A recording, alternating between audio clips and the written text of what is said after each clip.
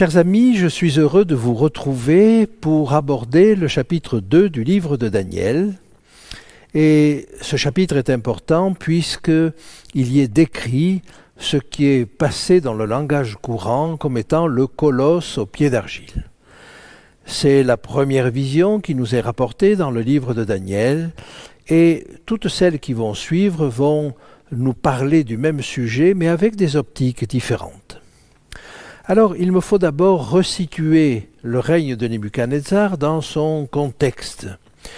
Une tablette au Pergamon Museum de Berlin contient un rapport sur les différentes observations astronomiques survenues au cours de la 37e année de Nebuchadnezzar. Et confronté aux données actuelles, on peut affirmer que cette année va d'avril moins 568 à avril moins 567. Ce qui place la première année d'avril 604 à avril moins 603. Et on sait qu'il y avait deux manières de compter et on pouvait compter la même année d'octobre 605 à octobre 604.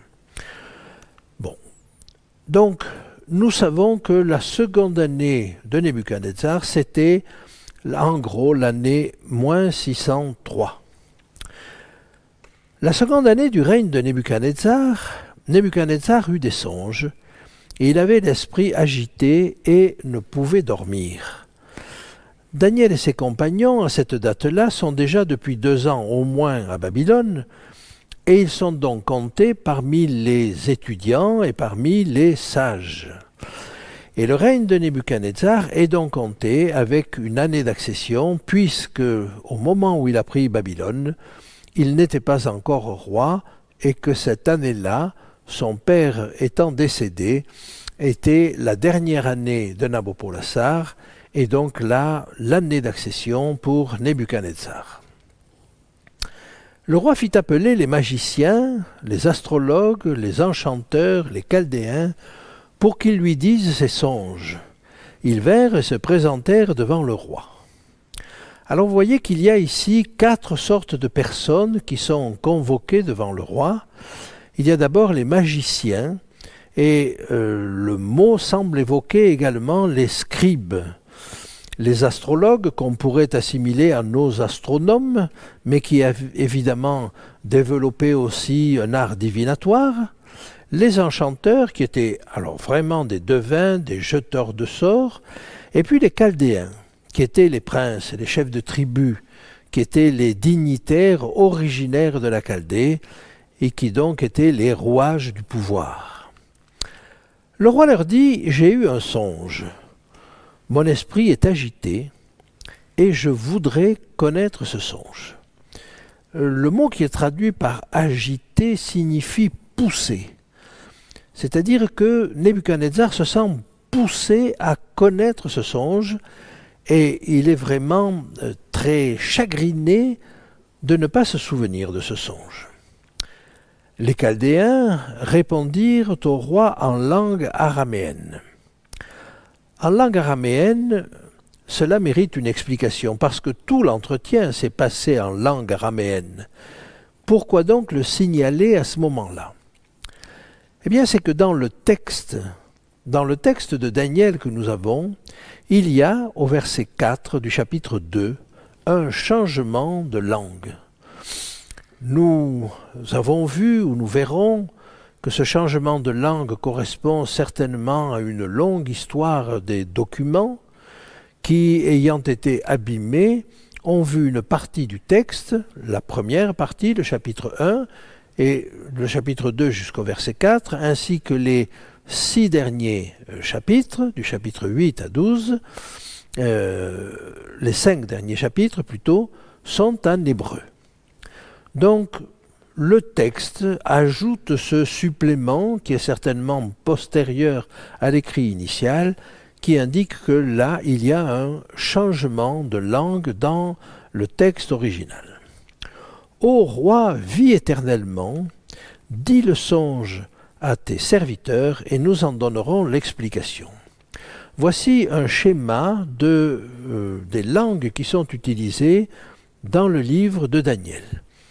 Et vous avez là ce que je vous disais tout à l'heure avec une première partie, le chapitre 1 et quelques versets du chapitre 2, et puis les chapitres 8, 9, 10, 11 et 12 qui sont en hébreu.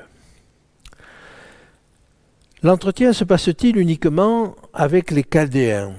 Probablement, il se passe d'abord avec les dignitaires, ce sont eux qui prennent la parole, mais évidemment, les sages sont là, et peut-être sont-ils plus sages que les Chaldéens, parce qu'on va voir que l'entretien va tourner au vinaigre.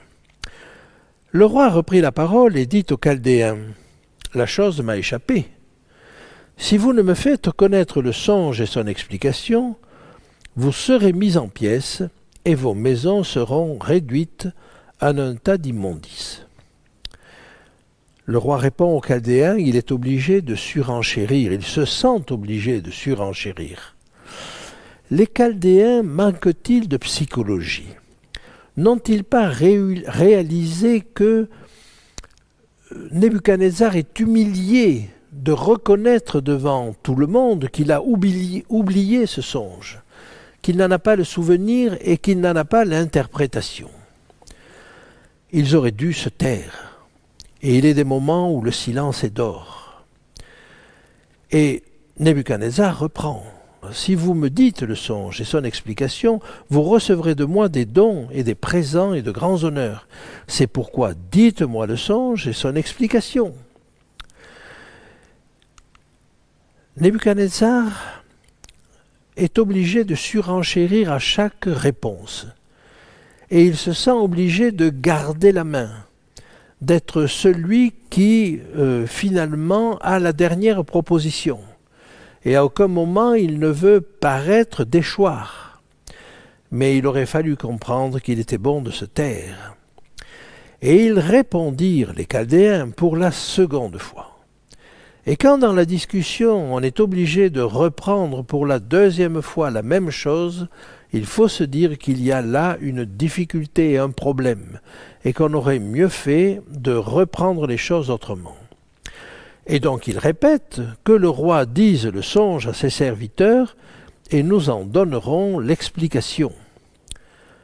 Le roi reprit la parole et dit « Je m'aperçois en vérité que vous voulez gagner du temps, parce que vous voyez que la chose m'a échappé. » Et là, le reproche est explicite. Vous voulez gagner du temps. Vous espérez peut-être que je vais abandonner ma demande et que vous allez pouvoir trouver d'autres échappatoires. Si donc, vous ne me faites pas connaître le songe, la même sentence vous enveloppera tous. Vous voulez vous préparer à me dire des mensonges et des faussetés, en attendant que les temps soient changés. C'est pourquoi dites-moi le songe, et je saurai si vous êtes capable de m'en donner l'explication.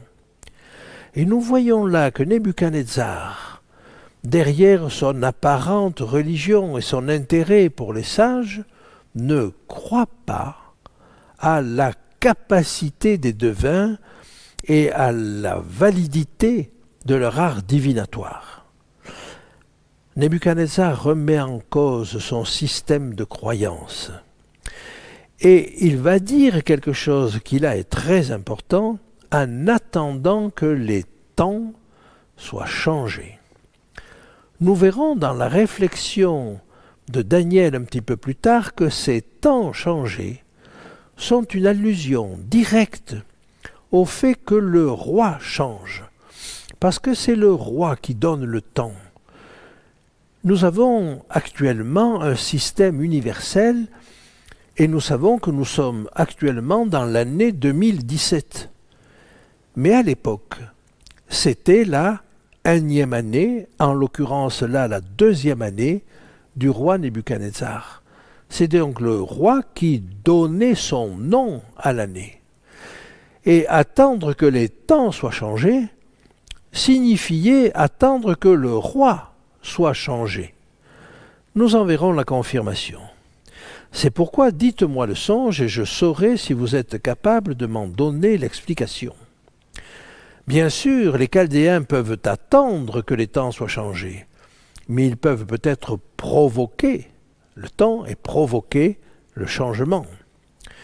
Et Nebuchadnezzar n'est pas dupe de la soi-disant sagesse des Chaldéens, des enchanteurs et de tous les autres sages de Babylone.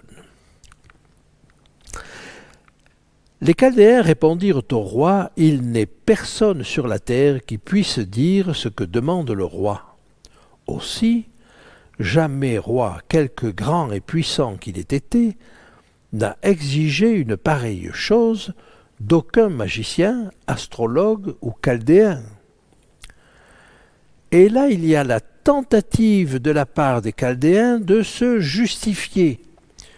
Mais en se justifiant, bien entendu, ils rejettent la faute sur Nebuchadnezzar. Et ils sont, avec beaucoup de politesse et de forme dues à leur rang et au rang de Nebuchadnezzar, mais ils sont quand même obligés de lui dire « Jamais aucun roi, quelque grand et puissant qu'il ait été, n'a exigé une pareille chose. » Et nous voyons donc qu'il y a là une quasi-insulte à Nebuchadnezzar. Ils sont en train de lui dire « Ce que tu demandes là est complètement déraisonnable. Ce que le roi demande est difficile. Il n'y a personne qui puisse le dire au roi, excepté les dieux dont la demeure n'est pas parmi les hommes. » Et on voit là les limites de la divination. Mais ils vont dire ici une vérité qu'ils croient absolue, c'est le fait que les dieux n'ont pas leur demeure parmi les hommes. Nous verrons que Daniel, en répondant à cette question, va apporter la preuve que Dieu, son Dieu, est un Dieu qui communique. C'est un Dieu qui intervient dans la vie des vivants. Il n'y a pas deux mondes séparés, le monde des dieux et le monde des hommes. Pour les Chaldéens, il y a deux mondes séparés. Et la pratique de Daniel, ce qu'il va montrer à Nebuchadnezzar, c'est un Dieu qui communique, c'est un Dieu qui intervient, et c'est ce que Nebuchadnezzar lui-même va traduire par « c'est un Dieu vivant ». Les sages essaient de se disculper, mais ils sont amenés à dire au roi des vérités, certes, mais des vérités qui frisent l'insulte. Pour eux, il n'y a pas de communication entre le monde des dieux et le monde des hommes. Bien évidemment, le roi se mit en colère et s'irrita violemment. Il ordonna qu'on fasse périr tous les sages de Babylone. Cette colère-là, elle est en train, de la part de Nebuchadnezzar, de détruire toute son œuvre. Alors que toute la tension de Nebuchadnezzar consiste à bâtir un royaume sur la sagesse, sur le savoir, sur la transmission du savoir, voilà qu'il est en train de décider brutalement que tout ce qu'il a mis en place, toute cette université à réputation mondiale, il va la détruire. Et il demande que tous les sages de Babylone périssent. Et on cherche Daniel et ses compagnons. Donc il détruit également les sages, les étudiants en sagesse. Regardez ce que dit le Proverbe, chapitre 14, verset 17. « Celui qui est prompt à la colère fait des sottises, et l'homme plein de malice s'attire à la haine. » Nebuchadnezzar, à cette occasion, s'est bien sûr attiré la haine. Et il a beau être un monarque puissant, il sait que si cette haine se concrétise et si les grands, les Chaldéens, complotent, alors il ne pourra pas donner cher de sa vie. Il le sait, il le comprend, et c'est pourquoi il veut prendre de vitesse ces Chaldéens, et il décide de les mettre à mort avant que même complotent et n'essaie de le mettre à mort. Il y a donc là une course de vitesse qui peut peut-être expliquer le caractère dramatique et le tour dramatique que prend cette discussion. J'aimerais vous citer un autre verset des Proverbes. Les moqueurs soufflent le feu dans la ville, mais les sages calment la colère.